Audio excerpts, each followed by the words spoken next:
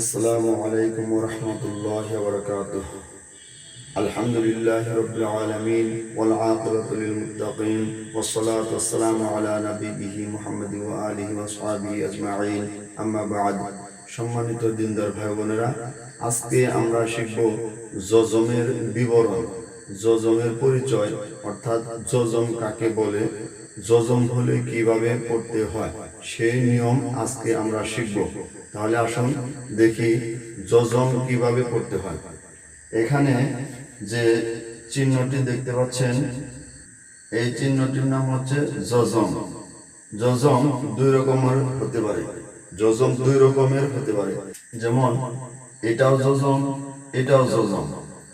আবার এই যজমকে অনেকে সাকিন বলে থাকে, অনেকে সুকুন বলে থাকে। আপনি যেভাবে বলেন, সাকিন, সুকুন, যজম একই, তিনটা জিনিস একই।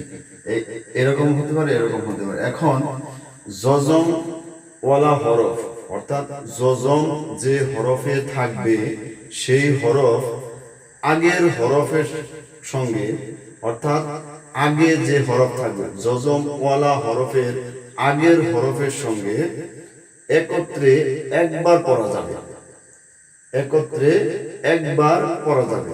অর্থাৎ আগে যে কোনো হরফ থাকুক সেটা কোনো মূল বিষয় না, অর্থাৎ হরকত দেখবেন আপনি। যজমলা হরফ ডাইনের হরকতের সঙ্গে একত্রে একবার পড়া যায়। বোঝার চেষ্টা করবেন, যদি বুঝেন তাহলে সব পারবেন, আর না বুঝলে কিছুই পারবেন না। অতএব বোঝার চেষ্টা করবেন, বুঝতে পারলে আপনি তাড়াতাড়ি শিখতে পারবেন। বোঝার চেষ্টা করেন।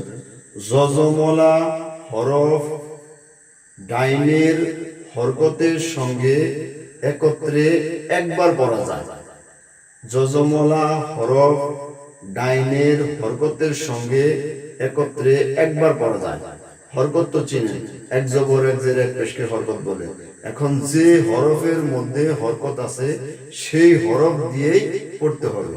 এর জন্য যজমলা হরফ ডাইনের হরকতের সঙ্গে একত্রে একবার পড়া যায়। যেমন আপনাদেরকে আমি এখন পড়ে বুঝিয়ে দিচ্ছি। এখানে আছে আলিফ। আলিফে জবর যে পেশ হইলে ওই আলিফকে হামজা বলতে হয়। এজন্য আমরা বলবো এখন হামজা মিম জবর আম, হামজা মিম জবর আম, একবারই। এখানে মিমের উপর কি আছে? মিমের উপরে যজম আছে, অর্থাৎ সাকিন আছে। এই মিমের উপরে যজম আছে। এই মিমটা ডাইনের হরফ কোনটি? এই যে আলিফ। আলিফের মধ্যে কি আছে? হরকত আছে। এর জন্য এই মিমটা এই হরকতের সাথে মিলিয়ে পড়তে হবে।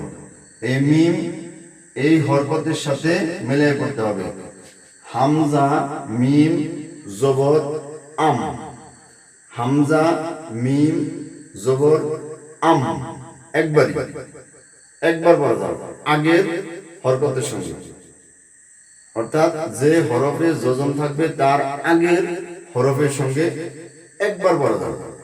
হামজা মিম জবর আম,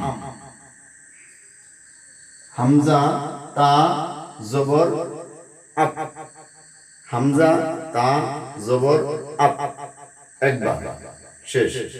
একবারই পড়তে পারবে। হামজা তা জবর আপ, হামজা জিম জবর আজ, হামজা জিম জবর আজ, হামজা জিম জবর আজ, একবার, একবার পরে শেষ। অর্থাৎ আমরা কি বুঝতে পারলাম যজম কিভাবে পড়তে হয়? যজমলা হরফ তাহার ডান দিকের হরকতের সঙ্গে একত্রে একবার পড়া যায়। একত্রে মানে একসাথে। হামজা জিম জবর আজ মানে একসাথে। হামজা জিম জবর আজ, তাহলে আম, আজ। তাহলে আমরা আজকে শিখলাম যজমলা হরফ তাহার ডান দিকের হরকতের সঙ্গে একত্রে একবার পড়া যায়। তাহলে আজকে আমাদের ক্লাস এ পর্যন্ত শেষ। আসসালামু আলাইকুম ওয়া রাহমাতুল্লাহি ওয়া বারাকাতুহু।